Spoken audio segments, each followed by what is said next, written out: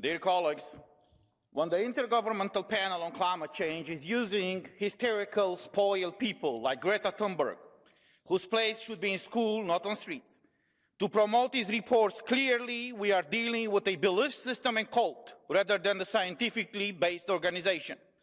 Carbon dioxide is a gas that currently represents 0.041% of the whole atmosphere.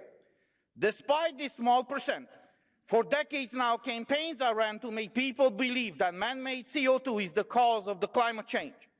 The solution proposed to fight climate change are higher taxes and more state control, as well as less rights and options for the people. Emissions must have a price that changes our behavior. This is what Ursula von der Leyen said in this plenary in 2019. Obviously, the declared objective is to change our behavior through higher taxes and prices, while fighting climate change is just a pretext to do it. People deserve a better future, but we clearly cannot achieve that by passing laws that are making them poorer, while a small elite is getting richer by selling and forcibly selling them products and services that they do not need or want, but are allegedly saving the planet. Thank you. Mr. Terhes, you have a blue card from Mr. Kokalis. Do you accept it? Get on. Okay. Mr. Kokalis, you have the floor for 30 seconds. Thank you, colleague, for accepting the blue card. I would like to ask you to explain a little bit what do you mean, what is the relationship of Greta Thunberg to the IPCC? Do you think that she's a scientist? She's part of the scientific process of the IPCC? And I would not comment on your characterization of her as a hysterical person. And I also think that she has grown beyond school age by now. Thank you.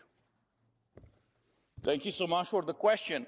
And I'm glad that you asked this, because it is surprising that when we talk about an important topic like this, like climate change, in the media, for example, and even in this plenary, people like Greta Thunberg are more quoted than actual experts.